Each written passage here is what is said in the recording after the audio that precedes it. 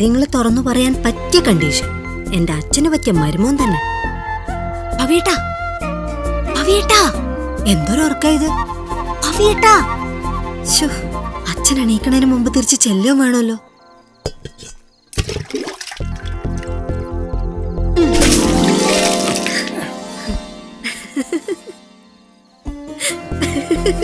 നീ എന്താ ഇവിടെ? ഒരു കാര്യം പറയാൻ വന്നതാ. ഈ പാതിരാക്ക് എന്ത് കാര്യം പറയാൻ? മണി 9 ആയിട്ടുള്ളൂ. കഥക് തുറക്കു പവിയേട്ടാ. എന്ത് കാര്യാലും നാളെ പറയാം. മുറുക്കത്തെ തലവേദന. ഇതൊരു അത്യാവശ്യ കാര്യാ. എന്താ അത്യാവശ്യം? വല്ല ഗോളും പറയുന്ന കാര്യമാണോ? പവിയേട്ടൻ ഒരുപാട് നാളായിട്ട് ആഗ്രഹിക്കുന്ന ഒരു കാര്യത്തെ കുറിച്ചാ. അതെന്ത് കാര്യ? ഒരു കാര്യം ചെയ്യ്, നീ അകത്ത് പോയി ഒരു കാപ്പി എടുത്തിട്ടോ. അയ്യോ, അതിനുള്ള സമയമൊന്നുമില്ല. അച്ഛനറിയാതെ ഞാൻ വന്നിരിക്കുന്നത്. എനിക്ക് പോണം. ഓ, എനിക്കിപ്പോ ഒരു കാപ്പി തിളപ്പിച്ചെന്ന് പറഞ്ഞ് നിന്റെ അച്ഛൻ എന്ത് പറയാനാ? പറഞ്ഞാ തന്നെ ഞാൻ പറഞ്ഞോളാം. അവിടെ അടുക്കള ചെല്. ഇവിടെ ആകെ അലങ്കോലായിട്ട് കിടക്കാണല്ലോ. ഇതൊക്കെ ഒന്ന് ഒതുക്കി വെച്ചൂടെ? കുറച്ചു ദിവസം കഴിയട്ടെ. ഇനിയിപ്പോ ഇവിടെ ഒരു അടുക്കൻ ചിട്ടയൊക്കെ വരാൻ പോവാ. അത് പറഞ്ഞപ്പോഴാ ഓർത്തത്, നിന്നോടൊരു കാര്യം പറയണമെന്ന് വിചാരിക്കായിരുന്നു. പറയാൻ പോണ എന്താന്ന് എനിക്കറിയാം. അത് ശരി. ഞാൻ ഈ കരയിൽ ചന്ദ്രനോടല്ലാതെ വേറെ ആരോടും പറയാതെ മനസ്സിൽ കൊണ്ടുനടന്ന കാര്യം നീ അറിഞ്ഞു കളഞ്ഞു. എന്നായാലും നീ അറിയാനുള്ളതല്ലേ. ഞാൻ ഈ ഷർട്ടൊന്ന് മാറ്റിയിട്ട് ഒന്ന് എല്ലാം വിശദമായിട്ട് പറയാം. അമ്മൂനെ കാണാനില്ലെങ്കിൽ വേറെ എവിടെ നോക്കണ്ട. ഞങ്ങൾ ഈ ചുറ്റിക്കളിയൊക്കെ കാണാൻ തുടങ്ങിട്ട് കുറെ നാളായില്ലേ. ഒരു മാന്യനെ കല്യാണം കഴിച്ച് മര്യാദക്ക് കഴിയേണ്ട ഒരു പെൺകുട്ടിയെ കുറിച്ച് അനാവശ്യം പറഞ്ഞോ. പവിത്ര മുതലാളി, പവിത്ര മുതലാളി. എന്തുവാ? അതെ, അമ്മ ഇവിടെ വന്നിരുന്നോ?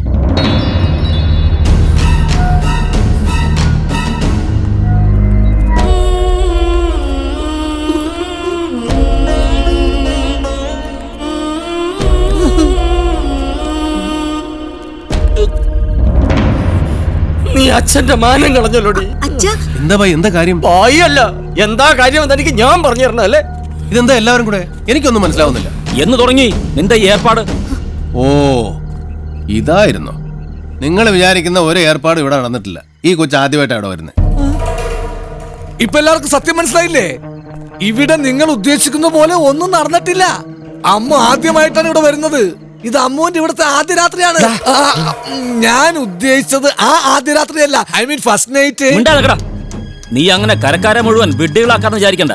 ഇവിടെ കണ്ടിട്ടല്ലേ നീ ഇവളുടെ ആങ്ങളുടെ പേരും വെച്ച് ഫാക്ടറി തുടങ്ങിയത്? ഇവിടെ വെച്ചല്ലേ നീ ഇവിടെ സമരം നടത്തിച്ചതും അത് ഒത്തുതീർപ്പാക്കിയതും? അയ്യോ ഭായി, അത് ഞങ്ങൾ ഇത്രയും കാലം നീ എന്നെ പറ്റിക്കായിരുന്നല്ലേ? ഞാൻ പറയുന്ന നീ ഒന്നും പറയണ്ട. ഇതൊരു പെണ്ണിന്റെ മാനത്തിന്റെ പ്രശ്നമാണ്.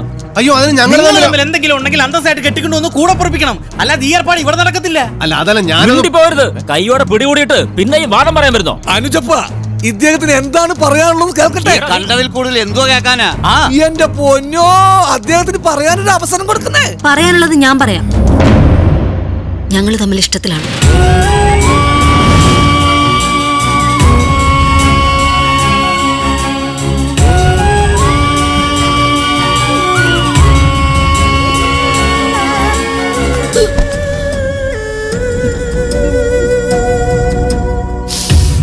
ഇപ്പൊ ബോധ്യായില്ലേ?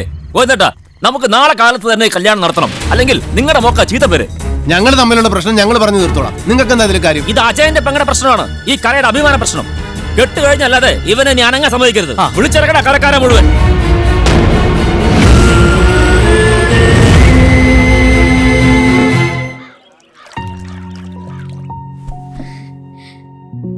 നല്ല ദിവസം നോക്കിയാണല്ലോ ചാർജ് എടുത്തത്. ഇന്ന് നിങ്ങളുടെ ഫാമിലി ഫ്രണ്ട് പവിത്ര മുതലാളിയുടെ കല്യാണമല്ലേ?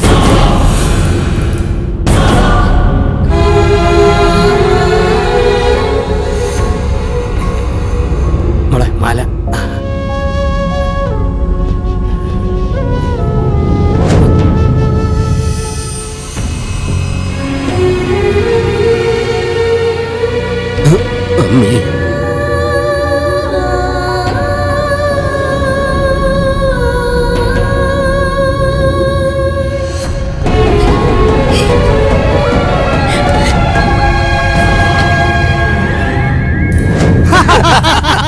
എന്റെ മോളുടെ കല്യാണത്തിന്റെ പാർട്ടിയാ.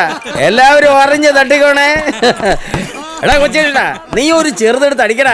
ഞാൻ ഡ്യൂട്ടിയില്ല. ഗോവിന്ദേട്ടൻ ഒരു കാലെടുക്കട്ടെ. മുമ്പൊക്കെ ഞാനൊരു കാല് ചോദിക്കുമ്പോ നീ പുറംകാലം കൊണ്ട് തട്ടിയതൊന്നും ഞാൻ മറന്നിട്ടില്ല.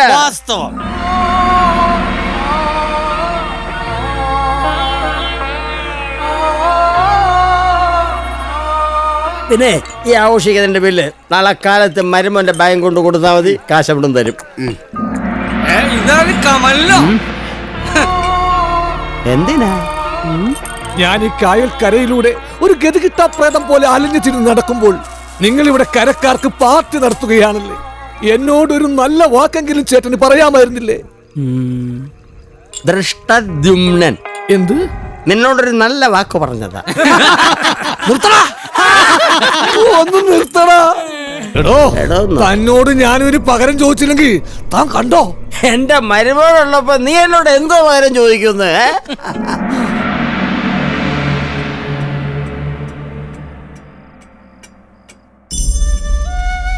നടക്കേണ്ടതൊക്കെ നടന്നു. എന്നുവെച്ച് നിനക്കറിയത്തില്ല, എനിക്ക് നഷ്ടപ്പെട്ടതിന്റെ വില എത്രയാന്ന് നിനക്ക് മനസ്സിലാവത്തില്ല. ആവശ്യമില്ലാത്ത കാര്യങ്ങളൊക്കെ പറഞ്ഞ് അമ്മൂനെ തെറ്റിദ്ധരിപ്പിച്ചതും സാറ് തന്നെ അല്ലേ? എടാ, ഈ സ്വർണ്ണക്കടയിലും തുണിക്കടയിലും വമ്പം പർച്ചേസിന് വരുന്ന കസ്റ്റമേഴ്സിനെ മുതലാളിമാര് ചിരിച്ചുകൊണ്ട് സ്വീകരിക്കാറില്ലേ? അതൊക്കെ സ്നേഹമാണെന്ന് തെറ്റിദ്ധരിക്കുകയാണോ വേണ്ടത്? എന്റെ നിലയും വില എന്താണെന്ന് ഓർക്കണ്ടേ? എനിക്ക് തോന്നുന്നത് എന്നെ പോലുള്ളൊരു കാശുകാരൻ ചുളുവിൽ അടിച്ചെടുക്കാൻ അവളും അവളുടെ അച്ഛനും കൂടെ നടത്തിയ ചതിയായിരുന്നു. അതെന്താ? ചതി അല്ലെങ്കിൽ പിന്നെ എങ്ങനാ ഞാൻ വർമ്മ സാറിന്റെ മോളെ കല്യാണം കഴിക്കാൻ റെഡി ആയിരിക്കുന്ന സമയത്ത് തന്നെ ഇതെല്ലാം നടന്നു? പവിത്ര മുതലാളിയുടെ അമ്മായിയച്ഛന്റെ കയ്യിൽ നിന്ന് വാങ്ങിയ വെള്ളമാണെന്ന് ഓർത്ത് ഉപയോഗിക്കണം. ശരി. ആ, വെള്ളം എടുത്തോണ്ട് പോക്കോ. എടുത്തോ. ഒരു ചായ. 4000 കിട്ടേണ്ട വെള്ളമായിരുന്നു, 3000 കൊടുത്ത് എന്നായാലും നഷ്ടമായി. താൻ എന്ത് വിവരക്കേടാടോ പറയുന്നത്? എന്റെ മരുമോന്റെ സ്റ്റാറ്റസ് വെച്ച് നോക്കുമ്പോ അമ്മായിയച്ഛൻ വള്ളക്കാരനാണെന്ന് പറയുന്നത് നാണക്കടയിലിടും. ഇനിയിപ്പോ എന്താ പരിപാടി? 2-3 ബോട്ട് വാങ്ങിക്കണം. കാലടി ഭാഗത്ത് ഏത്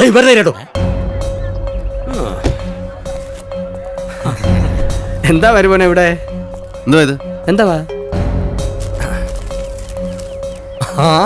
നമ്മുടെ കല്യാണം പ്രമാണിച്ച് ഞാൻ ഷാപ്പിൽ പാർട്ടി എടുത്ത എന്റെ ബില്ലല്ലേ? ഗംഗം കൃത്യമായിട്ട് കൊണ്ടു തന്നല്ലയോ? താൻ കള്ളു കുടിച്ചതിന്റെ അഴിഞ്ഞാടിയതിന്റെ ബില്ല് എന്റെ ബാങ്കിലേക്കാണോ കൊടുത്തേക്കുന്നത്? എന്താ മരുമോനെ ഇത്? അമ്മായിച്ചനാകുമ്പോ പേര് മരുമോന്റെ ബാങ്കിലല്ലാതെ നമുക്ക് കുടുംബത്ത് പേര് ഏത് കുടുംബത്ത്? ഞാനൊരു കാര്യം പറയാം. മകളെ എന്റെ തലയെ കെട്ടിവെച്ചതിന്റെ പേരിൽ എന്നെയും എന്റെ സ്വത്തുക്കളെയും വാതുറാതെ വിഴുങ്ങാനാണ് ഉദ്ദേശമെങ്കിൽ അത് നടക്കാൻ പോകുന്നില്ല. മകളെ തലയെ കെട്ടിവെച്ചെന്നോ? നിങ്ങൾ പ്രേമിച്ച് കെട്ടിയതില്ലയോ? അതിനെക്കുറിച്ച് കൂടുതലൊന്നും ഞാൻ പറയുന്നില്ല. ഞാനൊരു കെണിപ്പെട്ടു പോയി. ഇവിടെ ഇത്രയും കാലം എങ്ങനെ ജീവിച്ചോ അങ്ങനെ അങ്ങ് ജീവിച്ചോണ്ടാ മതി. പോയി. പിന്നെ മരുമകനാണ് മച്ചമ്പിയാണെന്ന് പറഞ്ഞ് എന്റെ ഏതെങ്കിലും സ്ഥാപനത്തിന്റെ 7 അയലത്ത് വന്ന അന്ന് ഞാൻ മകളെ കെട്ടിയൊരുക്കി വീട്ടിലേക്ക് പറഞ്ഞു വിടും.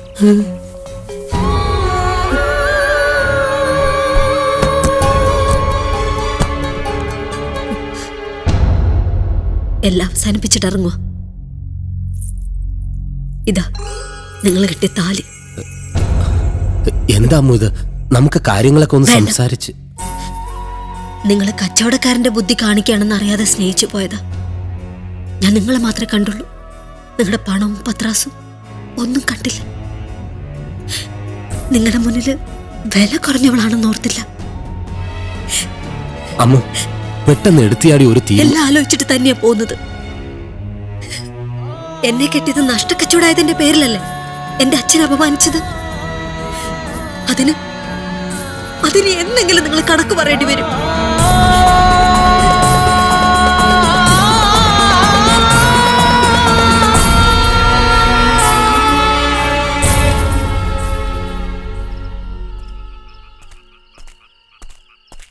എടോ വെന്നീസിലെ വ്യാപാരി, താൻ ഉറങ്ങിയോ?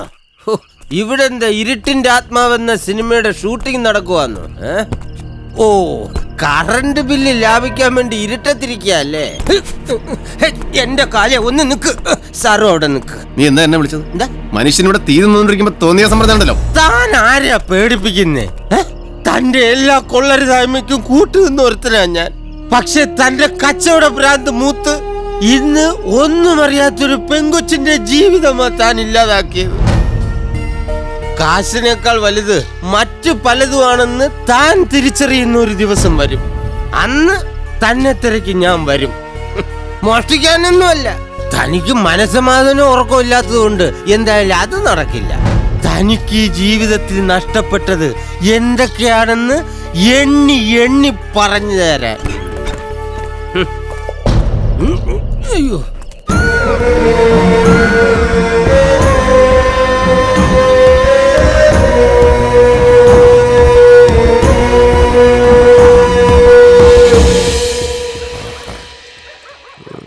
ചന്ദ്ര, ഞണ്ട് കയറി മതി. അയ്യോ സാറേ എന്നെ ഒന്നും ചെയ്യരുത്, ഞാൻ നീന്തി രക്ഷപ്പെട്ടോളാം. എടാ നിന്നെ തല്ലാനോ കൊല്ലാനോ ആയിരുന്നെങ്കിൽ അതാ വീട്ടിൽ വെച്ചാ കാര്യന്നല്ലേ. കിടന്നിട്ട് ഉറക്കം വരുന്നില്ല. അവൾ ഇറങ്ങിപ്പോയി കഴിഞ്ഞപ്പോഴാ മനസ്സിൽ പലതും തള്ളിക്കയറി വരുന്നത്. എടാ ഞാൻ കാശിന്റെ പുറകെ നടക്കുന്നവനാണെങ്കിൽ ലക്ഷ്മിക്ക് ഇഷ്ടമാണെന്ന് പറഞ്ഞപ്പോ അന്നേ അവളെ സ്വന്തമാക്കിയ പോരായിരുന്നു. ഇത് എനിക്ക് കച്ചവടത്തിന്റെ ലഹരി തലവേക്കറി കണ്ണുകൊണ്ടുണ്ടായതാ. അമ്മൂന് എനിക്ക് വേണം. ഇനി അവളെ മനസ്സ് വേദനിപ്പിക്കരുത്. നമുക്കിപ്പോ തന്നെ പോയി അവളെ വിളിച്ചിട്ട് വരാം. അജയന്റെ കൊലക്കേസ് അന്വേഷിക്കാനല്ലേ ഞാൻ ആദ്യമായിട്ട് ഈ കരയിൽ വരുന്നത്. അതൊക്കെ അവളെ പറഞ്ഞ് മനസ്സിലാക്കണം. നീ വാ. സാർ അറിയാതെ ഞാൻ എന്തെങ്കിലും. അതൊന്നുമില്ല, നീ വാ. മുതലാളി ബാങ്കിന് തീ പിടിച്ചു.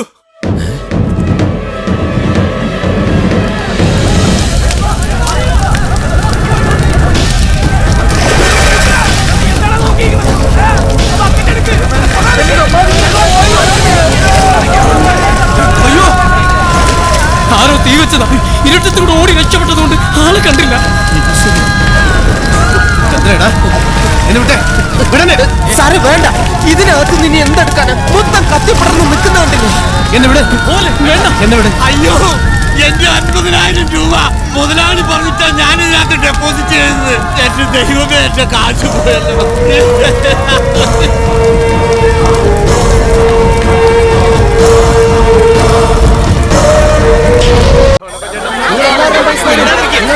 നിങ്ങളിങ്ങനെ ബഹളം വെച്ചാലെങ്കിൽ നിങ്ങളുടെ കാശ് തിരിച്ചു തരുമെന്ന്. നിങ്ങളുടെ കാശ് ഞാൻ തരാന്ന് പറഞ്ഞില്ലേ? ഞാൻ കഷ്ടപ്പെട്ടുണ്ടാക്കിയ കാശാ മുതലാളി. നിങ്ങൾ ആരും വിഷമിക്കണ്ട. നിങ്ങൾക്ക് എല്ലാവർക്കും എന്റെ ബാങ്ക് കൊണ്ടുണ്ടായ നഷ്ടം ഞാൻ തന്നു തീർത്തിരിക്കും. പറയുന്നത് കേക്ക്, ഞാൻ തരാമെന്ന് പറഞ്ഞില്ലേ? കാശ് എടുക്കാൻ പോയിട്ടുണ്ട്, ഇപ്പൊ വരും. വന്നാൽ ഉടനെ നിങ്ങളുടെ കടം തീർക്കും. ചുങ്കത്തറക്കാര് ബാങ്കിൽ ഇടപാടുകാരാന്ന് പറഞ്ഞ് ലോറിയിൽ അക്കരെ നാളെ ഇറക്കിക്കൊണ്ടിരിക്കുക.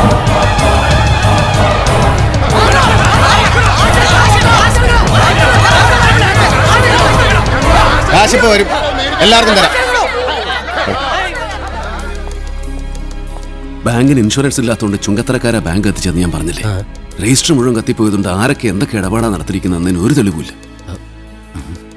വരുന്നവർക്ക് മുഴുവൻ കാശ് കൊടുക്കാൻ നിന്നാ എന്റെ വീടും ഫാക്ടറി അടക്കം എന്റെ സകല സമ്പാദ്യങ്ങളും വിൽക്കേണ്ടി വരും.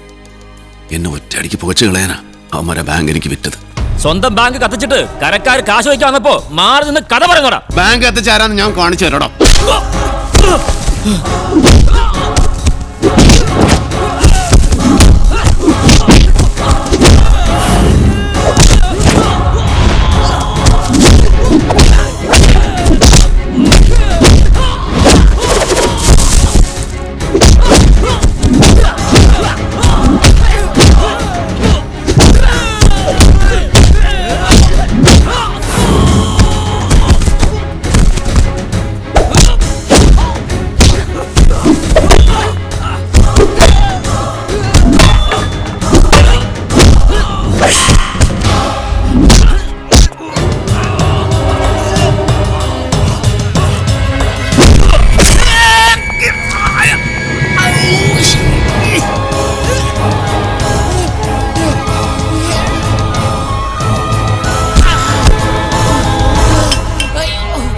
ഒന്ന് പിടിച്ചേ. പിടിക്ക്. വണ്ടി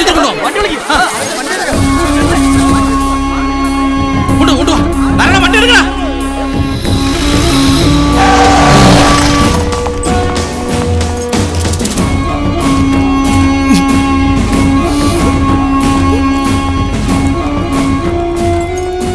നിങ്ങൾ ആരും പേടിക്കണ്ട. അവന്റെ സ്വത്തുക്കൾ മുഴുവൻ പോലീസിനെ കൊണ്ട് കണ്ടുകെട്ടിച്ച് നിങ്ങൾ എല്ലാരും കാശ് വാങ്ങിച്ചെന്ന കാര്യം ഞാൻ കേട്ടു.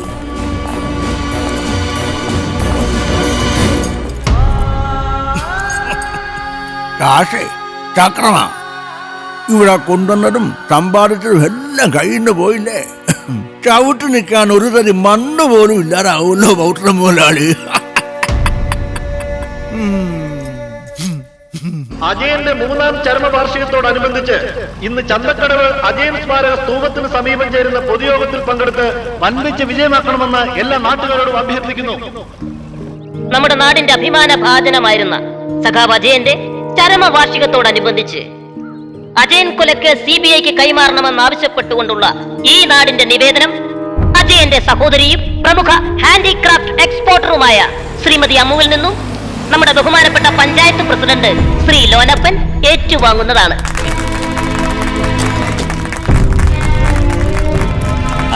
നമസ്കാരം.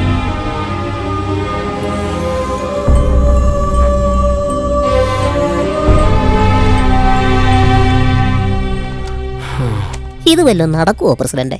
എന്ത് ചോദ്യ കൊച്ചുകൃഷ്ണ ഇത്? എന്റെ ഇപ്പോഴത്തെ ഒരു രാഷ്ട്രീയ സ്വാധീനം വെച്ച് നിനക്ക് മൃഗശാലയിൽ ജിറാഫിന് തീറ്റ കൊടുക്കുന്ന പണി വരെ മേടിച്ചാൽ എനിക്ക് പറ്റും.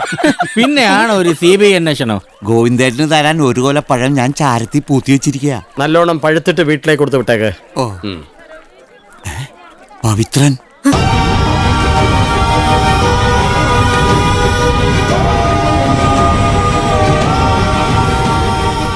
എനിക്ക് അമ്മൂനോട് കുറച്ച് കാര്യങ്ങൾ പറയാനുണ്ട്. എനിക്കൊന്നും കേൾക്കണ്ട. നിന്നെ കാണാൻ വേണ്ടി മാത്രമേ ഞാൻ ഇവിടം വരെ വന്നത്. എനിക്ക് പറയാനുള്ളത് കേട്ടേ പറ്റൂ. നിനക്കെന്താ ഇത്രമാത്രം പറയാനുള്ളത്? പൂജപ്പുര സെൻട്രൽ ജയിലിൽ നിന്ന് ഗോതമ്പുണ്ട വിഴുങ്ങിയ വിശേഷങ്ങളോ? മുതലാളിയുടെ ഫാക്ടറിയും കിടപ്പാടവും സർക്കാർ കണ്ടുകെട്ടി കരക്കാർക്ക് വീതിച്ചു കൊടുത്തത് മുതലാളി അറിഞ്ഞില്ലായിരുന്നോ? പിന്നെ കൂടെ ഉണ്ടായിരുന്ന ചന്ദ്രൻപിള്ള കൊള്ളന് കഞ്ഞി വെച്ച കരിങ്കള്ളനാണെന്ന് കരക്കാർക്ക് ബോധ്യമായതോടെ അവനും നാട് വിട്ടു. മുതലാളിക്ക് ഇപ്പൊ ഈ കരയിൽ ആകെ ഉള്ളത് ഫാക്ടറിയിൽ നിന്ന് കയറ് കടത്തിയിരുന്ന ആർക്കും വേണ്ടാത്ത ഹോട്ട വള്ളം മാത്രമാണ്. എന്ന് വെച്ചാൽ മുതലാളി ഒന്നുമില്ലാത്തവനെന്ന് ഞാൻ പറയില്ല. മുതലാളിക്ക് ഇപ്പൊ സ്വന്തമായി ദാരിദ്ര്യവും കഷ്ടപ്പാടും ജയിൽ പുള്ളിയുടെ ഒരു സൽപ്പേര് എല്ലാം ഉണ്ട്. ഒന്നും തിരിച്ചു പിടിക്കാനല്ല ഞാൻ വന്നത്. എനിക്ക് അമ്മൂനെ ഒന്ന് കാണണമെന്നേ ഉണ്ടായിരുന്നുള്ളൂ. എന്തിന്? ഓ, എന്റെ മോളിപ്പോ കാശുകാരിയാണല്ലോ. കാശിന് വേണ്ടി എന്തും ചെയ്യാൻ മടിക്കാത്തവനാ നീ എന്ന് എനിക്കറിയാം. കാശിന് വേണ്ടിയല്ല, ഞാൻ പണ്ട് നീ ചന്തക്കടയിൽ വെച്ച് എന്നോട് പറഞ്ഞ ഓർമ്മയുണ്ടോ? അത് ഞാൻ അങ്ങോട്ട് പറയാ. എന്റെ മോളുടെയോ എന്റെ സ്ഥാപനങ്ങളുടെയോ 7 അയലത്ത് നിന്റെ നിഴൽ വെട്ടം കണ്ടാൽ ചോള കൊടുത്ത് കൊച്ചിന്ന് നല്ല ചുണയുള്ള ആൺകുട്ടികളെ ഇറക്കും. പിന്നെ നിന്റെ ശവം പോലും പുറത്തു കാണില്ല. അതുകൊണ്ട് മര്യാദക്ക് കര വിട്ട് വെക്കോ, ഇല്ലെങ്കിൽ നാളത്തെ സൂര്യോദയം നീ കാണില്ല.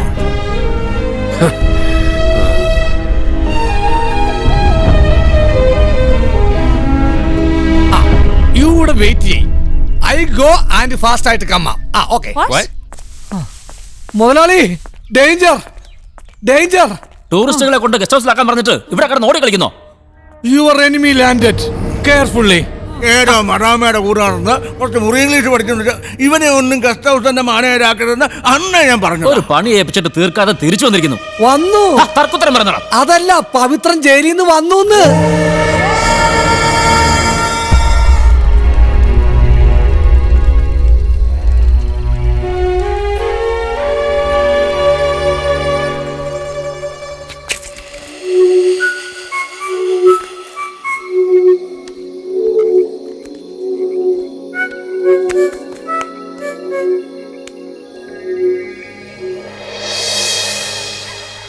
ഈ ലോനപ്പേട്ടൻ പറയുന്നത് ശരിയാണെന്നാ എനിക്കും തോന്നുന്നത്. അതങ്ങനെ അവനെ വഴിയുള്ളടാ. എന്തായാലും സംഗതി കുഴപ്പാ. ഇതാ കണ്ടോ, ചെരുപ്പ് പൊട്ടി കിടക്കുന്നു. പിടിവലി നടന്നതിന്റെ ഭയങ്കരമായിട്ടുള്ള ലക്ഷണമുണ്ട്. എന്തുവാ? ആ പവിത്രനെ കാണാനില്ല. ഇന്നലെ രാത്രി ഇവിടെ നിൽക്കുന്നത് ഞാൻ കണ്ടതാ. ഇതിൽ സംശയിക്കാനൊന്നുമില്ല. പവിത്രനെ തട്ടി. നാളത്തെ സൂര്യോദയം കാണിക്കില്ലെന്ന് ഒരു കാപാലികൻ പറഞ്ഞില്ലേ, അയാള് തന്നെ. വെറുതെ അനാവശ്യം പറയരുത്. കൊച്ചി നാളിറക്കുമെന്ന് താൻ പറഞ്ഞില്ലേ? കൊച്ചി നാളിറക്കിയാണോ അതോ ഇയാൾ നേരിട്ട് ചെയ്താണെന്ന് മാത്രം ഇനി അറിഞ്ഞാ മതി. ഇവൻ പറയുന്ന ആരും വിശ്വസിക്കരുത്. ഇന്നലെ രാത്രി ഞാൻ പുറത്തിറങ്ങിയിട്ടില്ല. വീട്ടിലിരുന്ന് സ്മാൾ അടിക്കായിരുന്നു. അതിന്റെ തലവേദന ഇപ്പോഴും തലയ്ക്കായതുകൊണ്ട് അത് തന്നെ അതിന്റെ ഏറ്റവും വലിയ തെളിവ്. ഇവിടെ എന്തുവാ പ്രശ്നം? ഗോവിന്ദേട്ടാ, പൂഴ്ത്തി വെച്ചിരിക്കുന്നത് എന്ത് ചെയ്യണം? കേട്ടില്ലേ? Truth is underwear. സത്യത്തെ ഒരിക്കലും മറച്ചു വെക്കാൻ പറ്റില്ല. സംഭവം നടത്തിയിട്ട് വക്കച്ചന്റെ വീട്ടിലാണ് ആയുധങ്ങൾ പൂഴ്ത്തി വെച്ചത്. അത് കൊലയുടെ കാര്യം പറഞ്ഞ കൊലയുടെ കാര്യം തന്നെ ഞാനും പറഞ്ഞത്.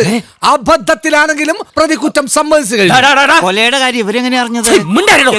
SI കരിക്കൻ ജോർജ് സ്റ്റേഷനിൽ കൊണ്ടുപോയി തോർത്തിൽ കരിക്ക് പൊതിഞ്ഞ് നിങ്ങളുടെ മർമ്മസ്ഥാനങ്ങൾ ഓരോന്നോരോന്നായി ഇടിച്ച് തകർക്കും. എന്നിട്ട് നിങ്ങൾ സത്യം പറഞ്ഞാൽ മതി. കൊലപാതകത്തിന് പിന്നിൽ കരകൗശല കയറ്റുമതിക്കാരന്റെ കറുത്ത കൈകളാണെന്ന് പത്രക്കാർ എഴുതും. ആളുകൾ നിങ്ങളെ പുച്ഛിക്കും. താൻ ആജീവനാന്തം വഴി എണ്ണും. 1 2 3 4. അമ്മ വിഷമിക്കാതെ, എന്റെ അച്ഛനില്ലേ കൂടെ. അച്ഛൻ വേണ്ടത് ചെയ്തോളൂ. തനിക്കറിയാവോ, അവനെന്റെ മോളെ കെട്ടാത്തതിന്റെ നാണക്കേട് കാരണമാണ് സർവീസ് ചെയ്ത് ലോങ് ലീവ് എടുത്ത് ഞാൻ ഈ ഓണം കയറാ പോലെ വന്ന് ഒളിച്ച് താമസിക്കേണ്ടി വന്നത്. എന്റെ മോള് കല്യാണമേ വേണ്ട എന്ന് പറഞ്ഞ് പിടിവാശിയിൽ നിൽക്കുന്നത്? മകള് കെട്ടിയില്ലെങ്കിലും മകളുടെ മക്കളെ കെട്ടിച്ചെങ്കിലും സാറിന് ആശ നിറവേറ്റാവല്ലോ. അല്ല, ഞാൻ ഉദ്ദേശിച്ച അതല്ലല്ലോ ഇപ്പോഴത്തെ പ്രശ്നം. എന്റെ ദൈവമേ.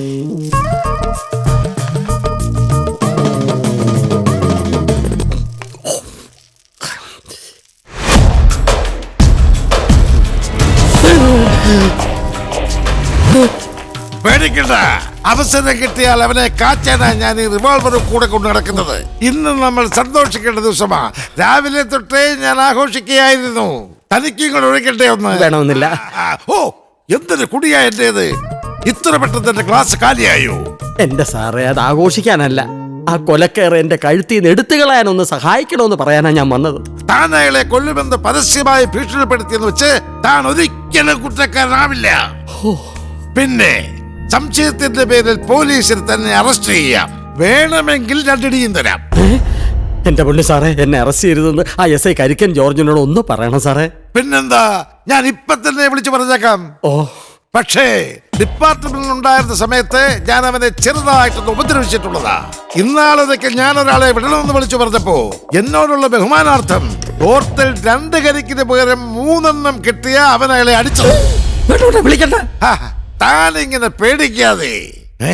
ഓ, ഇതിനിടയ്ക്ക് ഞാൻ അതും അടിച്ചു. കരിക്കൻ ജോർജ് ഇറങ്ങിയിട്ടുണ്ടല്ലോ.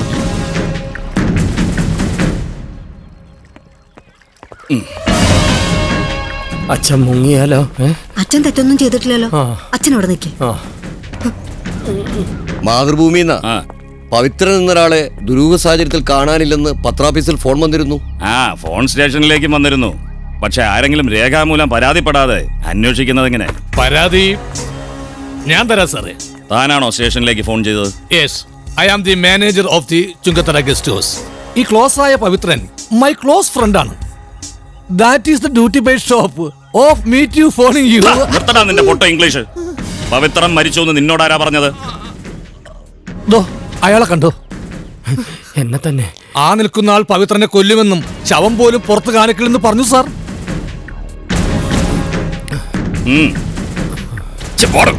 എന്നെ താനാ ഡോഗ് സ്ക്വാഡിനെ എന്ന് വിളിക്കുക. ശരി സാർ.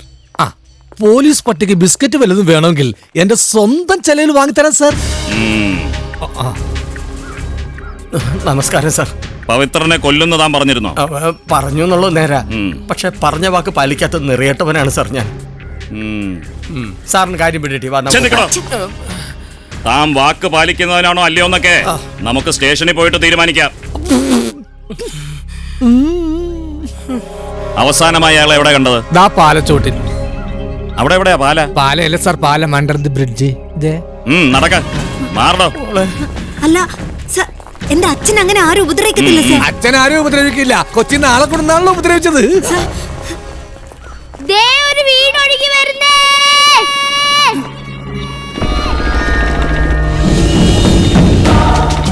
സാർ, ഇനി ആരെങ്കിലും രഹസ്യമായിട്ട് ഏതെങ്കിലും വീട് മോട്ടിട്ടുണ്ട് വരെയായിരിക്കോ? അത് ഇയാളുടെ പണിയായിരിക്കുള്ളൂ.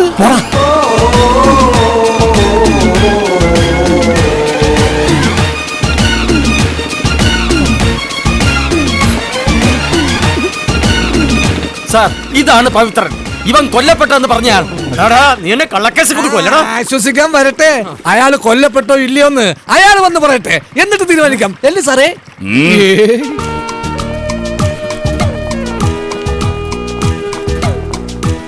ഇതെന്താ ഇവിടെ പോലീസും ബഹളമൊക്കെ? നിന്നെ കാണാതെ വിവരം അറിഞ്ഞിറങ്ങിയതാ.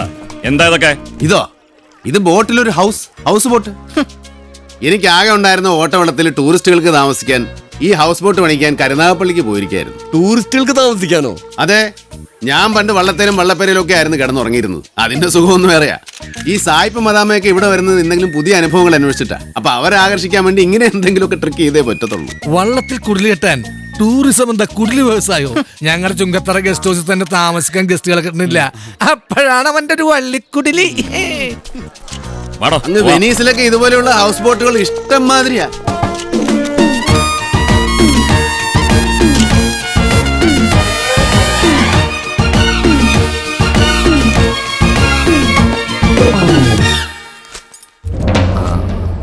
അവൻ ഈ പുതിയ കൊണ്ടുവരാൻ തുടങ്ങുന്ന കാര്യം ഒരു കാശ് മുടക്കില്ലാതെ 10 ആളെ അറിയിക്കാൻ അവൻ തന്നെ കണ്ടെത്തിയതാ അവന്റെ ഈ കാണാതാകുന്ന നാടകം. അത് പത്രത്തിൽ വാർത്തയാറ് നീ ഒറ്റ ഒരുത്തം കാരണം. Actually and purely but consequently പോടാ അച്ഛനെ പോടാ. ആ പോടയല്ല, പല്ല് മുഴുവൻ പോടാ. ഇനി അടിച്ച പല്ലളകും. പോടാ പോടാ. അവന്റെ ഈ പുതിയ കച്ചവടം പച്ച പിടിച്ച അത് നമ്മുടെ ഗസ്റ്റ് ഹൗസിനെ ബാധിക്കാൻ പോകുന്നേ. എന്തൊക്കെയോ മനസ്സിൽ കണ്ടോണ്ട് അവന്റെ ഈ വരവ്.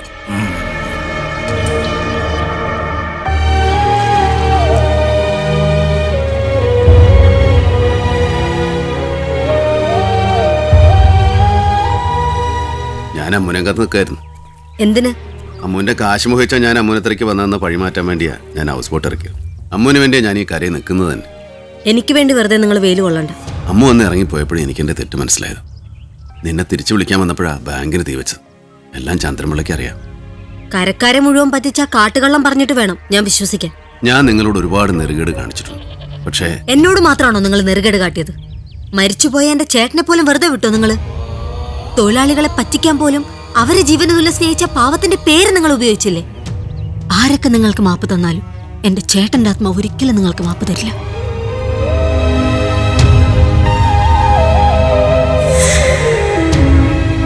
അസ്സലാമലൈക്കും. ഇവിടെ ഇങ്ങോട്ടോക്ക് പുള്ളേ. അല്ല, ഇത് ഞമ്മള് തന്നെ അല്ലേ? വലൈക്കും അസ്സലാം.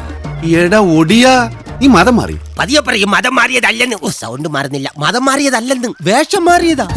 അല്ലാതെ ഈ കരയിൽ കാല് കുത്തിയ നാട്ടുകാർ ഇടിച്ച് ഷേപ്പ് മാറ്റും. അതേതായാലും നന്നായി.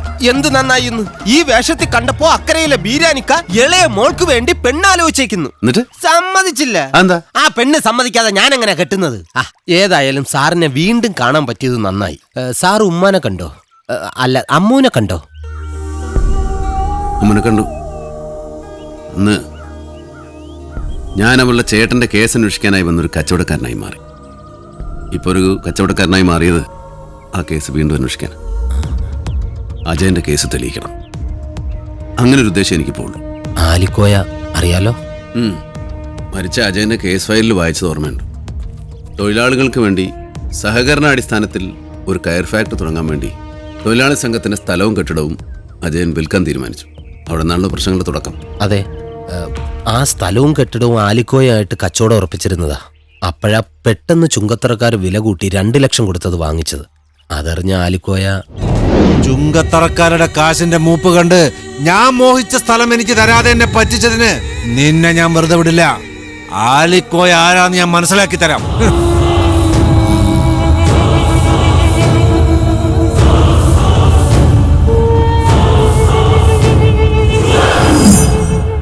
സഹകരണ സംഘം തുടങ്ങാൻ അന്ന് രാത്രി ആ 2 ലക്ഷം രൂപയായിട്ട് തിരുവനന്തപുരത്തേക്ക് തിരിച്ച ആ സമയത്താ അജയനെ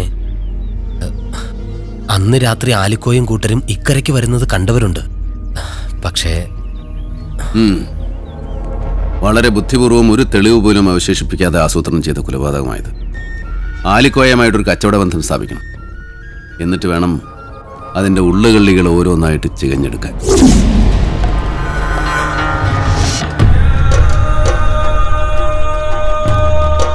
ഒരു സഹായം ചോദിക്കാൻ വന്നു. നിന്നെപ്പോലെ ബുദ്ധിയുള്ള ഒരു പഹയന് നമ്മുടെയൊക്കെ സഹായം എന്തിനാ? ഈ തുടങ്ങിയ പുതിയ കച്ചവടത്തെ കുറിച്ചൊക്കെ അറിഞ്ഞ് ഹൗസ് ബോട്ടിനിപ്പോ ദിവസം ചെല്ലുന്തോറും ആവശ്യക്കാർ കൂടിക്കൂടി വരിക. ഒരു 5-6 ഹൗസ് ബോട്ട് കൂടെ ഇറക്കി വലിയ രീതിയിൽ തുടങ്ങിയാൽ കൊള്ളാമെന്ന് എനിക്ക് ആഗ്രഹമുണ്ട്. പക്ഷെ കൈ കാശില്ല. മുതലാളി കാശിറക്കുകയാണെങ്കിൽ പപ്പാതി പാർട്ട്ണർഷിപ്പിൽ തുടങ്ങാം. എന്ത് പറയുന്നു?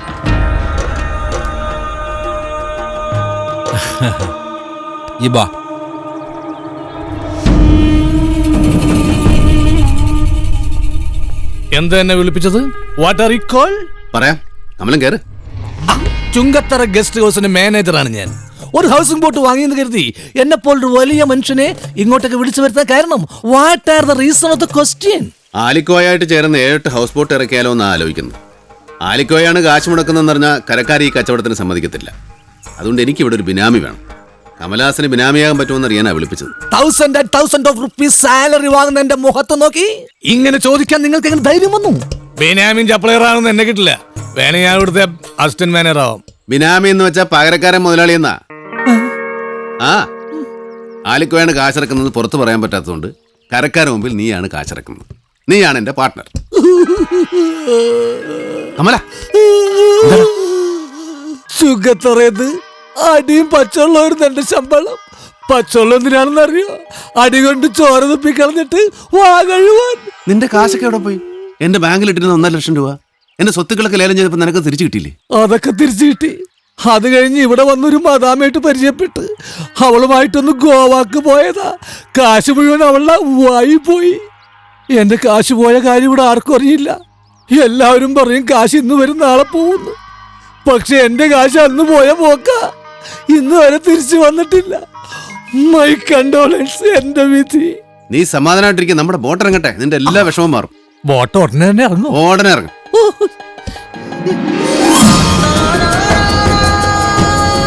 അമ്മ 2 3 5 ഇവനെവിടുന്ന ഇതിനും മാത്രം കാശ്? ഇനി ജയിലിൽ നിന്ന് വരുന്ന വഴി കുഴലിൽ നിന്ന് എങ്ങനെ കുഴപ്പണം കിട്ടി കാണോ?